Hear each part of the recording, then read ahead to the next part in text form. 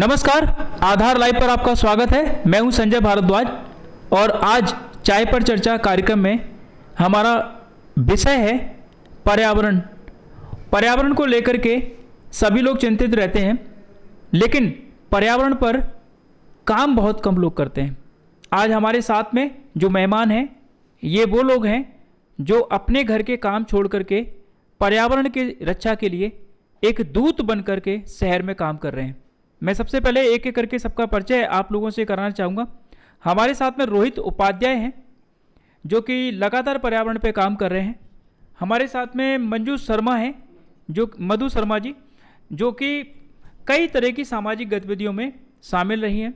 और कुछ हमारे नए मेहमान हैं, मैं चाहता हूँ कि वो अपना परिचय थोड़ा सा अपने बारे में जानकारी दे दें और साथ साथ में मैं फिर कहूँगा कि ये लोग जो काम कर रहे हैं वो भी साथ में बता दें।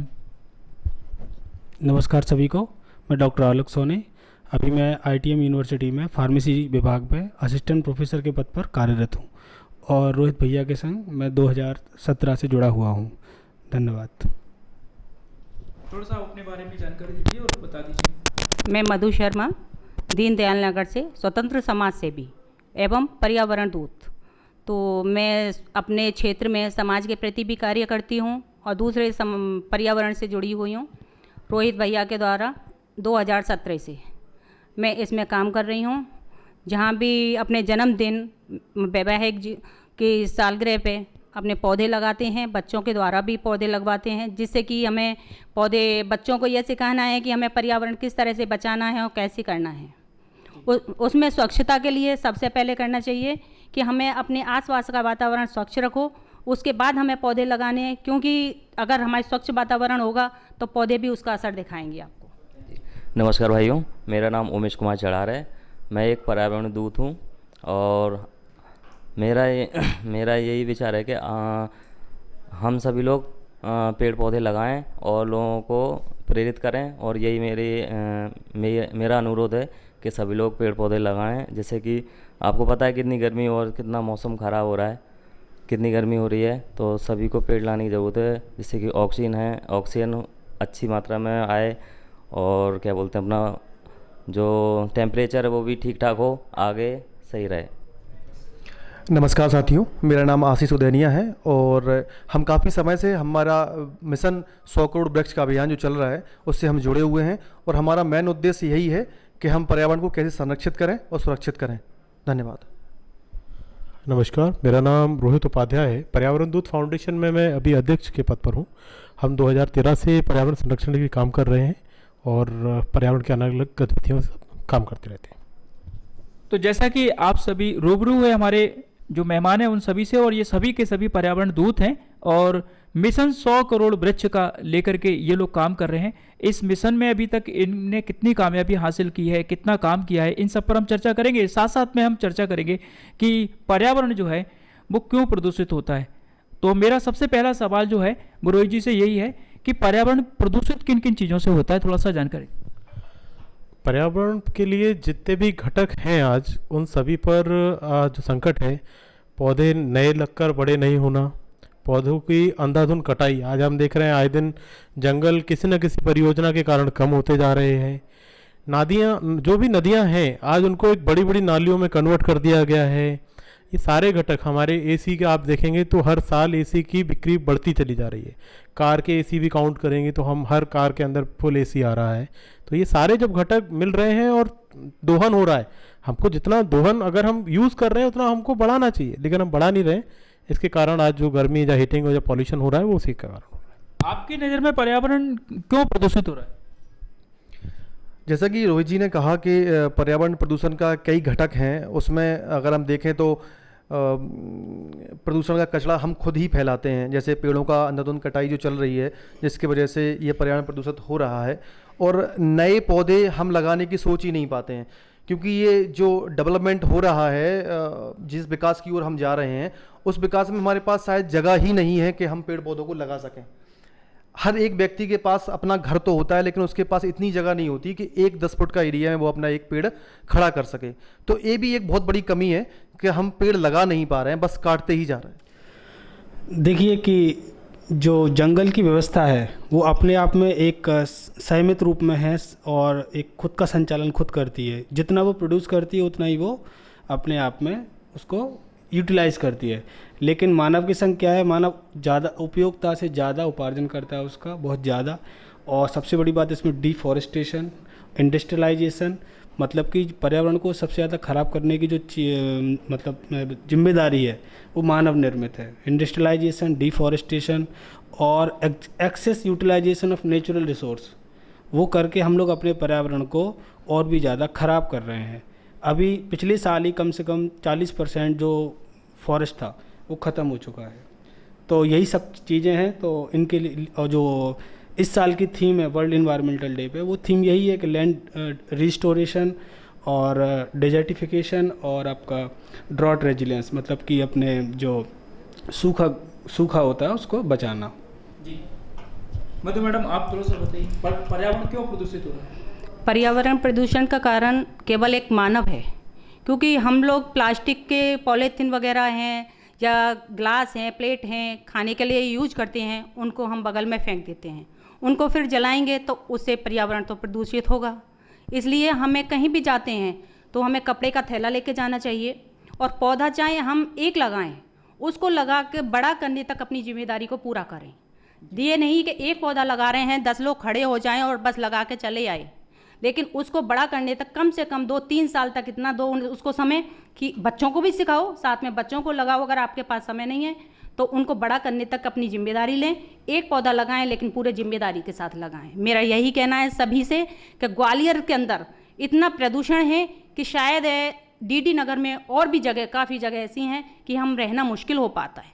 सांस वाले लोग तो मुश्किल ही हैं कि बाहर अगर निकल जाएं तो बिना बीमारी के लौट नहीं सकते। नगर निगम कचरा भी वहीं जलाता है, इकट्ठा करता है और वो जलाता भी है। मतलब बहुत सारे कारण निकल करके आए हैं। और जैसा कि अभी सर ने बताया, बहुत अच्छी बात उन्होंने बोली कि जंगल का जो व्यवस्था है प्रकृति ने जो बनाई है वो कितनी शानदार उन्होंने बात कही कि वो जितना खराब होता है उतना ही नया भी वहाँ उत्पन्न हो जाता है। हम देखते हैं कि अगर कोई पेड़ अगर सूख जाता है तो कुछ बहुत सारे छोटे छोटे पेड़ जो हैं अपने आप वहाँ डेवलप भी होते हैं। लेकिन मानव जो है वो लगातार जिस तरीके से जंगल की तरफ बढ़ता चला जा रहा है, शहरीकरण होता जा रहा है और उससे जंगल खत्म होते जा रहे हैं, लेकिन हम जो जंगल काट रहे हैं उतने बड़े तादाद में हम पौधे नहीं लगा रहे हैं। लेकिन ये जो लोग हैं ये वो काम कर रहे हैं। अगर यही काम सब लोग करने लगे तो शायद ज़्यादा आसान हो जाएगा पर्यावरण को बचाना। अब हम दूसरा प्रश्न हम रखते हैं कि जैसे कि अभी हमने पूछा कि समस्याएं क्या हैं, अगर मैं पूछूं समाधान क्या है, तो एक एक 2-2 लाइन में अगर हम जानना चाहें कि समाधान क्या है, लोगों को मालूम पड़ना चाहिए कि समस्याएं ये हैं तो समाधान भी इसके हैं। समाधान बहुत है। अगर हम पहले समाधान की बात करें तो हम जहाँ भी परिसर में रह रहे हैं वहाँ पानी का संरक्षण हमें करना है। हमें अपने घर के अंदर, घर के बाहर ही पौधों का संरक्षण करना है। हमें हमारे कचरों का प्रबंधन करना है। ये छोटी छोटी घर से जुड़ी व्यवस्थाएं हैं जो हमारी इन सारी बड़ी परेशानियों का समाधान है। जी देखो, देखा जाए तो समस्याएं तो बहुत सारी हैं, लेकिन समस्याओं के साथ साथ समाधान भी उसके बहुत सारे हैं। अगर समस्याओं के समाधान की बात करें तो जैसे उन्होंने बताया कि हमें अपने परिसर को स्वच्छ रखना है, अपने जल का संरक्षण करना है और कचरे का जो प्रबंधन करना है, उसी से हम स्वच्छता को बनाए रखेंगे, तभी हम पर्यावरण को संरक्षित कर पाएंगे, अपने पौधों को जीवित रख पाएंगे। समाधान तो इसी में है कि हम ज़्यादा से ज़्यादा पेड़ लगाएं और रिसाइक्लेबल जो चीज़ें होती हैं उनका यूज़ करें और जो प्रकृति का दोहन ना करें। यही उसका समाधान है। जितना हम प्रकृति से लें तो उससे ज़्यादा हम प्रकृति को दें।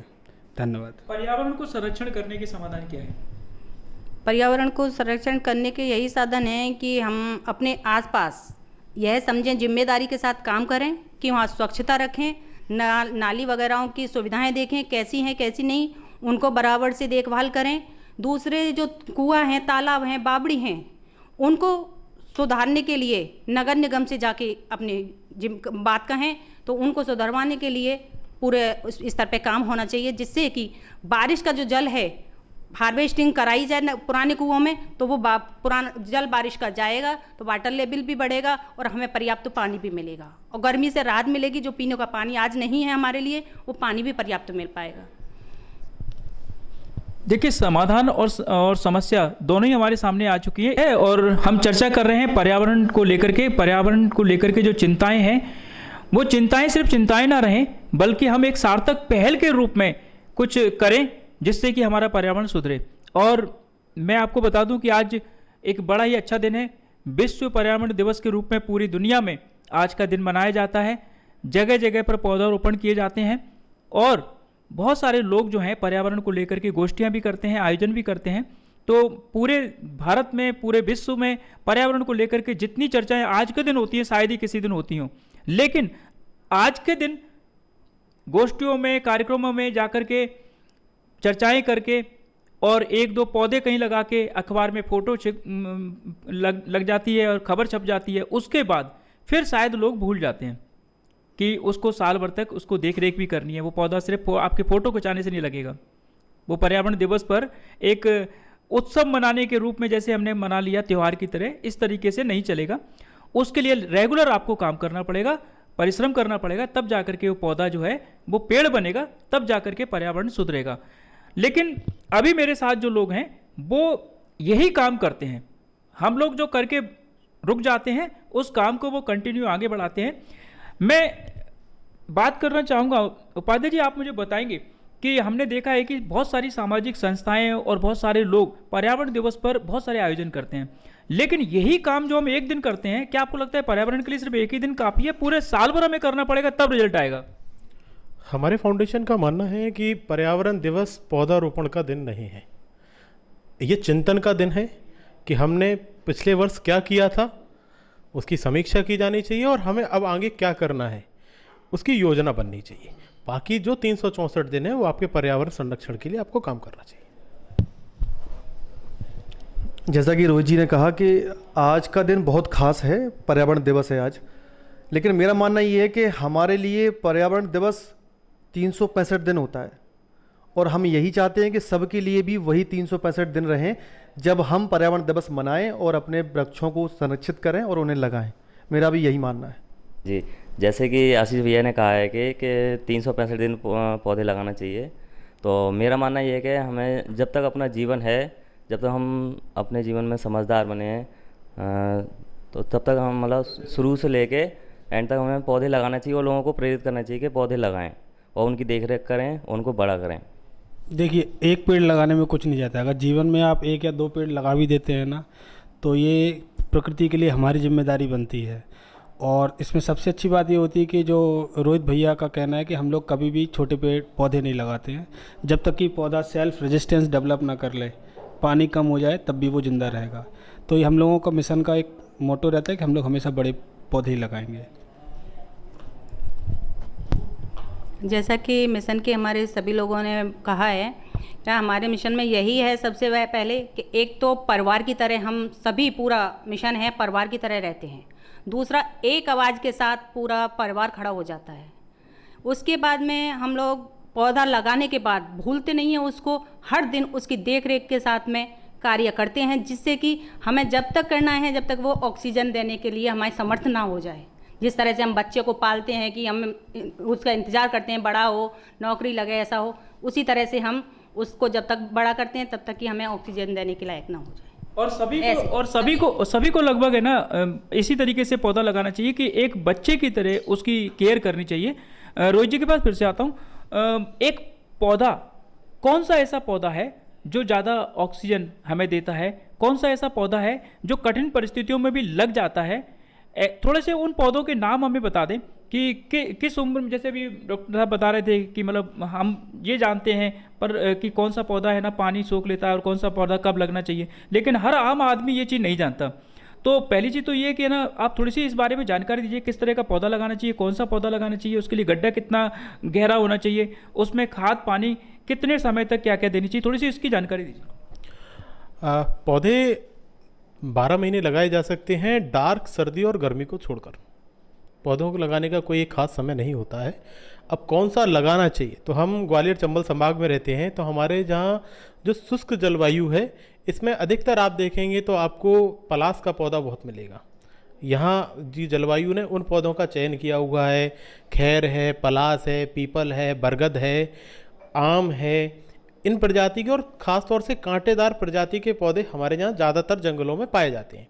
लेकिन जब हम रिहायशी इलाके की बात करते हैं तो हमें अगर मध्यम आकार में लगाने हैं तो हम मॉलसरी का प्रयोग कर सकते हैं, हम अमरूद का, आम का, इन कई पौधों का हम प्रयोग निरंतर कर सकते हैं। साल में आप अगर बड़े पौधे को 2 बार खाद देते हैं, हर 6-6 महीने में भी देते हैं, तो पर्याप्त होती है उसके लिए, उसे बहुत ज़्यादा मेंटेन की आवश्यकता नहीं है। जब भी पौधा रोपण करना है, गर्मियों में गड्ढे खोद लें, 2x2 का गड्ढा होना चाहिए, वो अच्छे से 1 महीने तक गर्मी में तप जाए, आप उसमें पौधा लगाएंगे, पौधे में कभी भी रोग नहीं आएगा।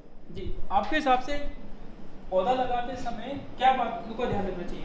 मेरे हिसाब से अगर आप पौधा लगा रहे हैं, चाहे वो फलदार पौधा हो या छायादार हो या वो फूल का पौधा हो, हमें केवल इतना ध्यान रखना है कि उसमें प्रॉपर तरीके से गड्ढा, जैसे बताया रोहित जी ने कि 2x2 का गड्ढा होना चाहिए, उसे तप जाना चाहिए, पक जाना चाहिए। उसमें जब हम पौधा लगाते हैं तो प्रॉपर खाद होनी चाहिए, प्रॉपर उसमें पानी डालना चाहिए। जब भी उसका जो समय होता है पानी डालने का, सुबह और शाम का, धूप को हमें बचाना चाहिए। धूप में हमें पौधों में पानी नहीं डालना है। सुबह सूर्योदय जो होता है उसके पहले और सूर्यास्त के बाद हमें पानी उसमें डालना है। बस ये छोटी सी देखरेख अगर हम करते हैं पौधों की, तो हम अपने पर्यावरण को सुरक्षित और संरक्षित कर सकते हैं। देखिए, पौधा जैसे आपने कहा ऑक्सीजन वाली बात कही, तो सारे पौधे और पेड़ सारे ऑक्सीजन ही देते हैं, ऐसा कोई ऐसा पेड़ नहीं है स्पेशलाइज। लेकिन हम लोग ऐसा मानते हैं कि जो और वैज्ञानिकली मतलब वैज्ञानिक रूप से देखें तो हम लोग ये बोलते हैं कि जो पीपल का और बरगद होते हैं, जिनके मतलब पत्ते बड़े होते हैं, फोटोसिंथेसिस का जो एरिया है वो ज़्यादा होता है। हाँ, नीम की पत्ती छोटी होती है तो एरिया उसका कम होता है, पीपल की ज़्यादा होता है, बड़ा है, तो फोटोसिंथेसिस ज़्यादा रहेगा तो ऑक्सीजन डेफिनेटली उसमें ज़्यादा निकलेगा, इसलिए। और बाकी आप पौधा अच्छे से लगाइए और गड्ढा उसका तरीके से रखिए, उसमें खाद, जैसे हम जब मैडम ने बोला था बच्चे की तरह पालिए उसको, थोड़ा सा बस 6-7 फीट का हो जाए, उसके बाद वो सेल्फ सस्टेंड हो जाएगा। आपके हिसाब से कौन से पौधे ज़्यादा उपयोगी हो सकते हैं? अब घर में लगाने के लिए तो मतलब अपने छोटे पौधे लगा सकते हैं, और बाहर जहाँ भी एरिया अच्छा है तो वहाँ नीम, पीपल, बरगद, ये 3 चीज़ तो आप अवश्य लगाएं, क्योंकि वह नीम बरगद का पूजा के काम भी आता है और ऑक्सीजन भी नीम पीपल का अच्छा देता है।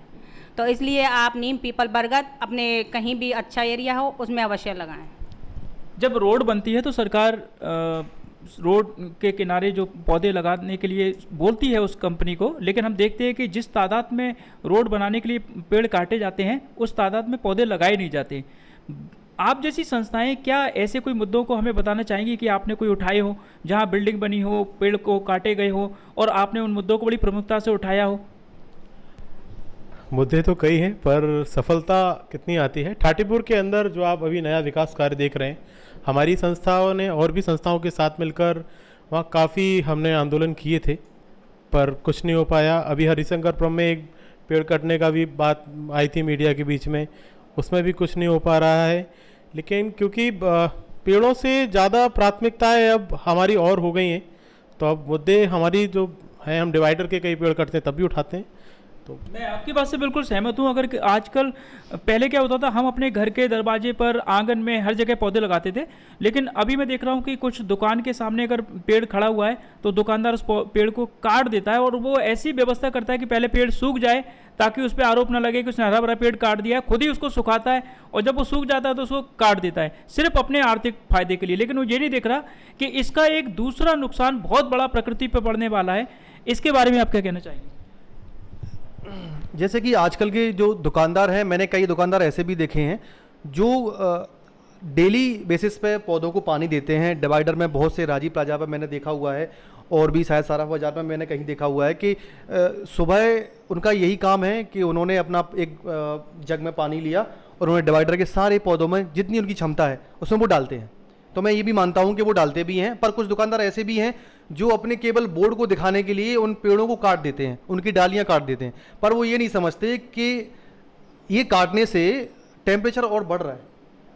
कोई भी कस्टमर आ रहा है वो बाहर आपका वेट नहीं कर सकता क्योंकि उसके पास छाया नहीं है।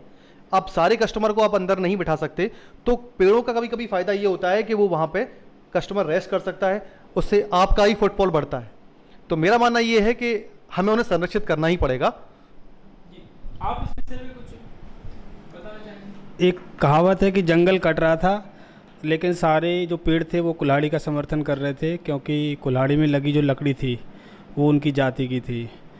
तो हमें ऐसा सोचना चाहिए कि जो पेड़ हैं वो भी हमारे हिस्सा है और वो सजीव हैं, और पेड़ से ऐसा मकान पे या किसी चीज़ पे कोई प्रभाव नहीं आता है। ये सब रूढ़िवादी चीज़ें हैं। पेड़ बहुत सारे गाँव में, आंगन में, कई बड़े बड़े जो पुरानी हवेलियाँ हैं सब जगह लगे रहते थे, कोई भी नींव या मकान पे कोई इफेक्ट नहीं आता है, लगाना चाहिए। बिल्कुल, मैं इस बात से सहमत हूँ, क्योंकि हमने देखा है कि मॉल में कोई भी चीज़ आपको बाहर से नहीं दिखती, लेकिन आप अंदर जाते हो तो आपको पूरा का पूरा बाजार दिखता है। तो वहाँ लोगों को पता होता है कि कौन सी कंपनी का शोरूम है, कौन सी कंपनी की दुकान है, और जो भी उसको खरीदना होता है अंदर से जाके खरीद लेता है। सिर्फ पेड़ हमारी दुकान को रोक रहा है, हमारे ग्राहक को रोक रहा है, हमारे बोर्ड को छुपा रहा है, ये बातें सिर्फ हम अपने मन में सोच लेते हैं। अगर आपके प्रोडक्ट में, आपके सामान में और आपके व्यवहार में अगर ताकत है तो आपके घर के अंदर से भी लोग सामान खरीद के ले जाएंगे, ऐसा मेरा मानना है। सर, मैडम आप क्या कहना चाहेंगे? इसमें जनता तो अपने हिसाब से सब करती है कि पेड़ काटने से बचाती है, लेकिन नगर निगम अधिकारी कर्मचारियों का इसमें सबसे बड़ा योगदान ये रहेगा कि उन समस्याओं को वो रोकें आके और समय पे कार्रवाई करें, तो शायद पेड़ कटना कम हो जाए।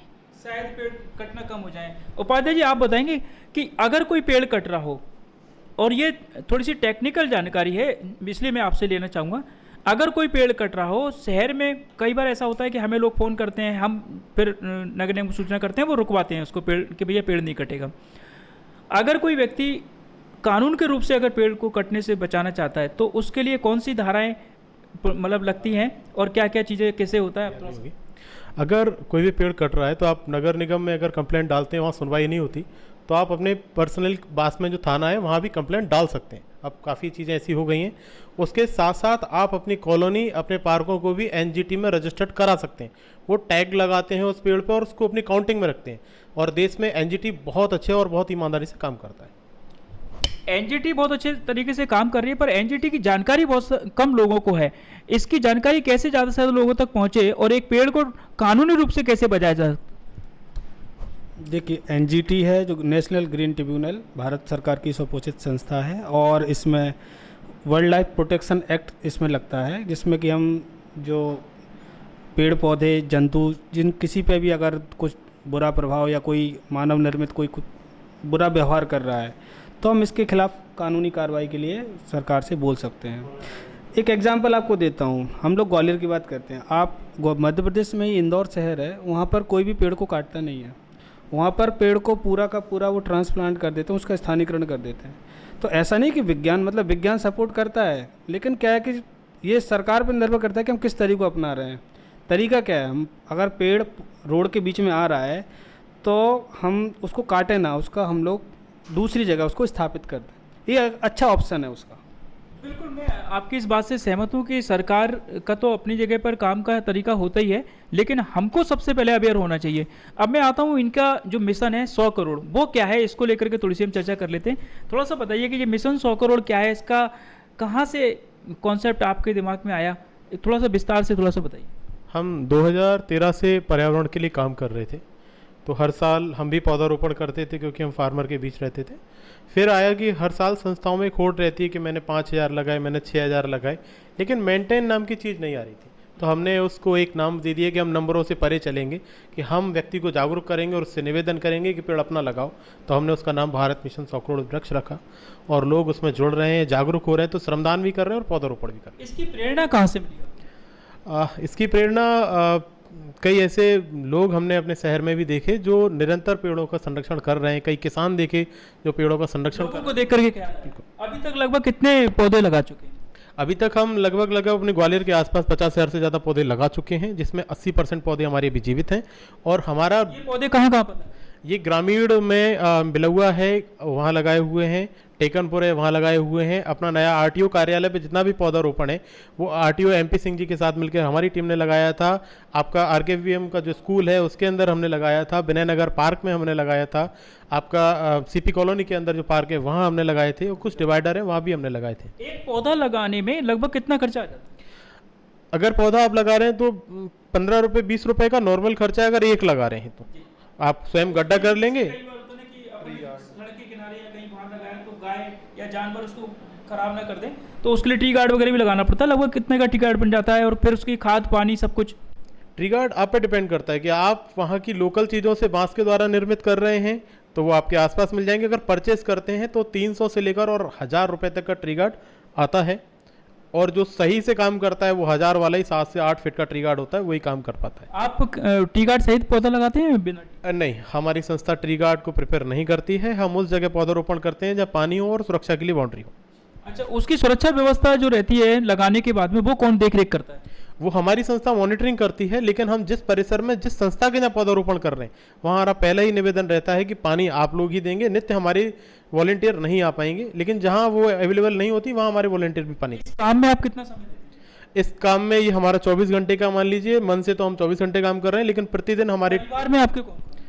परिवार में मम्मी पापा भाई बहन सभी हैं, पूरा परिवार है। और शादी नहीं है आपकी? बिल्कुल, शादी हो गई है। शादी हो गई। आपने बीवी का, पत्नी का नहीं बताया आपने। बच्चे हैं?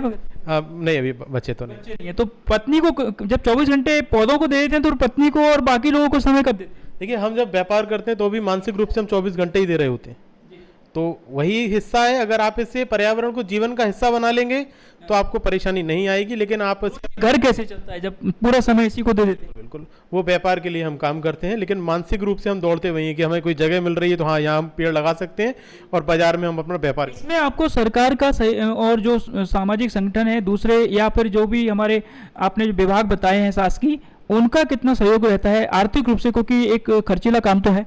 नहीं, आर्थिक रूप से हमारी संस्था किसी भी संस्था से फंड नहीं लेती है। हम जो भी काम करते हैं हमारे व्हाट्सएप ग्रुप में हमारे जो पर्यावरण मित्र जुड़े हुए हैं वही मिलके करते हैं। वही मिलके करते हैं। आप इनसे कैसे जुड़े और आपको कहाँ से प्रेरणा मिली कि पर्यावरण के लिए काम करना है? देखो, पर्यावरण को लेके और वृक्षों को लेके तो मुझे लगता है कि आप सभी, हम सभी एक कहते हैं शौकिया तौर पे बचपन से ही हम लोग पौधा से खेलते भी हैं, पौधे लगाते भी हैं, फल तोड़ के खाते भी हैं।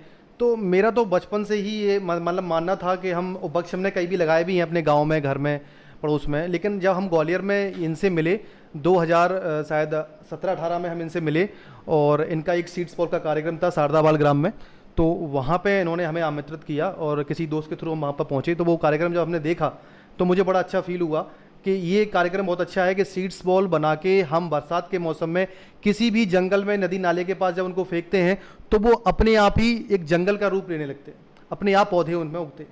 तो ये कार्यक्रम बहुत अच्छा है। तो इस तरह से हम इनसे जुड़े और आज 2024 चल रही है, लगभग 7-8 साल हो चुके हैं इस कार्यक्रम को, और हम निरंतर प्रयासरत हैं, सभी लोगों को जोड़ते भी हैं और उन्हें अवेयर भी करते हैं, और हम कार्यक्रम में जोड़े। आप वैसे क्या करते हैं? वैसे मैं एक पैथोलॉजी में काम करता हूं और सारे बॉडी के स्पेशल टेस्ट जो होते हैं उस लेटेस्ट संस्था में काम करता हूं। पेड़ पौधे किसे अच्छे नहीं लगते? हरियाली किसे पसंद नहीं है? हम पहाड़ों की खोज में पेड़ों को हरा भरा देखने के लिए पैसे खर्च करके मनाली और जाने कहाँ कहाँ घूमने जाते हैं, और विदेश तक भी घूमने जाते हैं।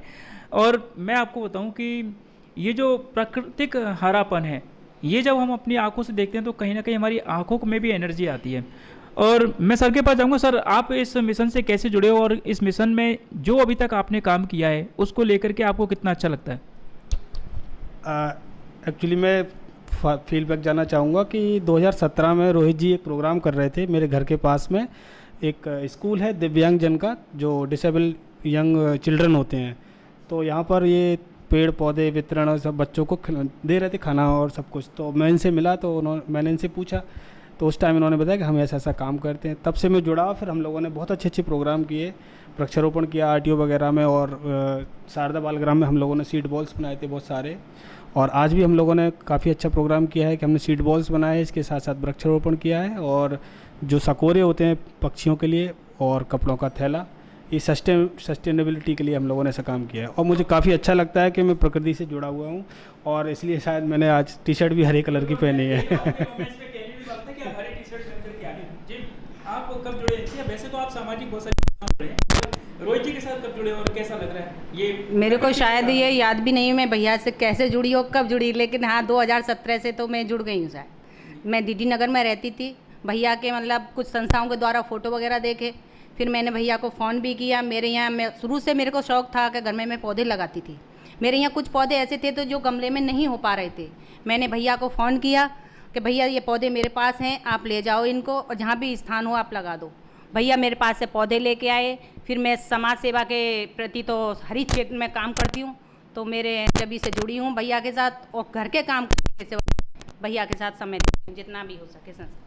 मिशन 100 करोड़ का है, 50,000 से ज़्यादा पौधे लगा चुके हैं। मिशन बहुत बड़ा है। मिशन अकेले कभी पूरा होता नहीं है। मिशन में हमेशा एक टीम काम करती है, और जब टीम भावना से लोग जुड़ते हैं, काम करते हैं, और वो भावना अगर निस्वार्थ रूप से हो, प्रकृति को कुछ देने के लिए हो, समाज को कुछ देने के लिए हो, तो निरंतर हम उसमें कहीं ना कहीं आगे बढ़ते हैं। अभी लोकसभा चुनाव की कल ही काउंटिंग हुई है, और जैसा कि आप सभी को पता है कि नरेंद्र मोदी जी ने 400 पार का नारा दिया था, लेकिन वो पूरा नहीं हो सका और 300 के नीचे ही वो रह गए। और किसी पत्रकार ने जब उनसे पूछा कि आपने 400 पार का नारा दिया था और आप 300 पार भी नहीं हो पाए, तो उन्होंने बड़े ही सहज तरीके से उसका जवाब देते हुए बोला कि जब किसी बच्चे के नंबर कम आते हैं तो हम ये नहीं कहते कि तेरे नंबर कम आ गए तू डफर है, हम उससे कहते हैं कि कोई बात नहीं, अगली बार तेरे नंबर ज़्यादा आएंगे। तो मुझे अपने कार्यकर्ताओं का उत्साह बढ़ाना था, इसलिए मैंने 400 पार का नारा दिया था। क्या रोहित जी का नारा 100 करोड़ वृक्ष का जो है, वो जो नारा इसी तरीके का नारा है, लोगों को उत्साह बढ़ाने वाला, या वाकई में उसमें कोई गंभीरता है? और अगर गंभीरता है तो क्या है, उन्हीं से जानेंगे। नहीं, हमारा ऐसा कोई नारा नहीं है कि हम लोगों का उत्साहवर्धन इस तरीके से करें। 2000 आज हम 24 में बैठे हुए हैं, और आज आप सबके व्हाट्सएप पे एक मैसेज आ रहा है, 140 करोड़ जनता है, एक एक पौधा भी लगाएगी तो 140 करोड़ हो जाएंगे। ये मैसेज आज हमारे पास आ रहा है, लेकिन हमारी संस्था 2016 से निरंतर यही कह रही है कि आप सरकार के भरोसे मत रहिए, आप किसी के भरोसे मत रहिए, हर साल एक पौधा अपने हिस्से का लगाइए, उसे बड़ा करिए, आप काम करिए। हम सरकार के भरोसे रहेंगे तो हमारे काम बिगड़ जाएंगे। हमें ये नित्य हमारे काम है, इस पर भी कोई टैक्स नहीं है। क्या टैक्स लगने के बाद जागरूक होना, तो फिर कोई मतलब नहीं। क्या संकल्प लेंगे अब आज के दिन? आज के दिन हमारा संकल्प तो पहले से ही है कि भारत मिशन 100 करोड़ वृक्ष का जो हमारा संकल्प है कि प्रत्येक व्यक्ति एक पौधा अगर लगाएगा तो हमें लगता है कि हमारा पूरा भारत हरा भरा फिर से हो जाएगा। तो आप लोगों से भी यही निवेदन है कि आप भी अपने जीवन में यही संकल्प लें कि एक पौधा जरूर लगाएं अपने जीवन काल में, और उसे संरक्षित जरूर करें। मिशन क्या है और मिशन को पूरा करने का अब क्या लक्ष्य बना रखा है आपने? कैसे पूरा करेंगे 100 करोड़? 100 करोड़ कैसे पूरा करेंगे? 100 करोड़ मतलब अपने जैसे लोगों को जोड़ेंगे। अरे साल की वर्किंग क्या हुआ था, क्योंकि कितने पौधे बांटेंगे, पहले 10,000 के करीबन बांटेंगे होता। हमारा यही लक्ष्य है कि हम सभी लोगों को पौधे मतलब लगाने के लिए प्रेरित करेंगे, और प्रत्येक व्यक्ति को साल में कम से कम 10 पौधे तो लगाना चाहिए। भैया जैसे कि आशीष भैया ने कहा है, जीवन में एक नहीं, कम से कम एक साल में 10 तो लगाएं। तो आपने संख्या बढ़ा दी। जी बिल्कुल, तभी 100 करोड़ पूरे होंगे। तभी तो पाएंगे।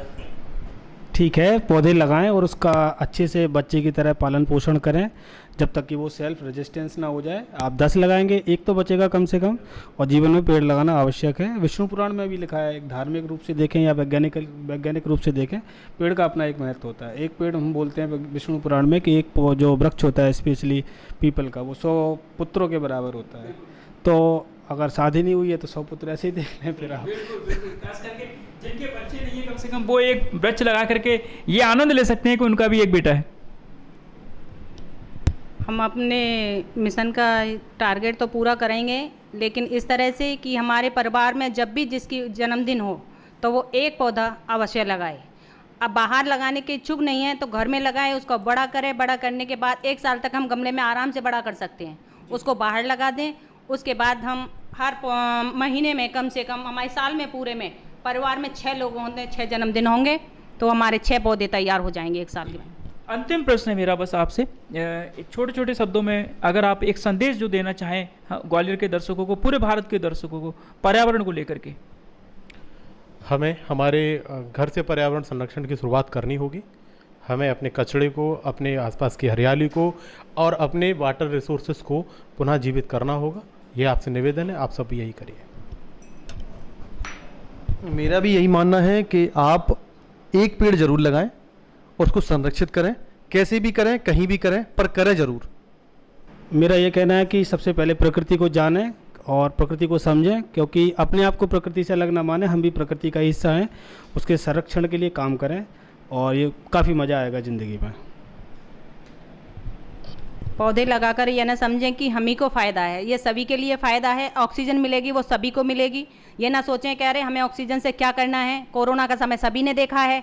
कृपया करके आप सभी लोग ध्यान दें और पौधों को संरक्षित करें। 2008 में मैंने एक कार्यक्रम की शुरुआत की थी। 25 मई को सुनील दत्त साहब की पुण्यतिथि पड़ती है और 25 मई से लेकर 5 जून तक 12 दिन रहते हैं और इन 12 दिनों तक मैं लगातार 12 दिन पर्यावरण के नाम एक कार्यक्रम करता हूं। और आप लोगों को थोड़ी सी जानकारी देना चाहूँगा। जब पहली बार मैंने किया तो उस समय हमारा जो कलेक्टेड ऑफिस है वो गोरखी में हुआ करता था, तो मैंने गोरखी में पौधा लगाया और हर सरकारी विभाग में एक एक पौधा मैंने लगाया। तो उसी साल कुछ लोगों ने मुझसे कहा कि ये पौधे जो आप लगा रहे हो, पहली बात तो ये जो टाइम है, ये जो पर्यावरण दिवस हम मनाते हैं, ये विदेशी कल्चर के हिसाब से बना दिया है।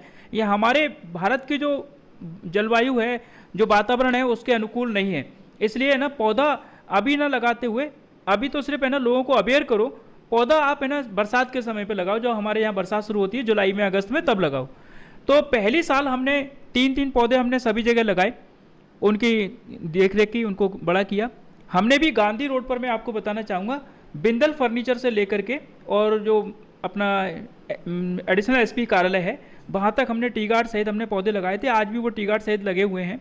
बारादरी पे हमने कारगिल जो गेट बना है, उस कारगिल गेट पे भी हमने 10-12 पौधे लगाए थे टी गार्ड सहित। उसमें से कुछ लगे हैं, कुछ वहाँ पे जानवरों ने ख़त्म कर दी। लेकिन लगातार नदी की सफाई के लिए, क्योंकि पर्यावरण को लेकर के मैं थोड़ा सा अपने दर्शकों को बताना चाहूँगा कि पर्यावरण को लेकर के सिर्फ पौधा लगाना ही जरूरी नहीं है। अगर हम पॉलीथीन का उपयोग कम से कम करें, क्योंकि ये भी पर्यावरण को नुकसान पहुँचाती है।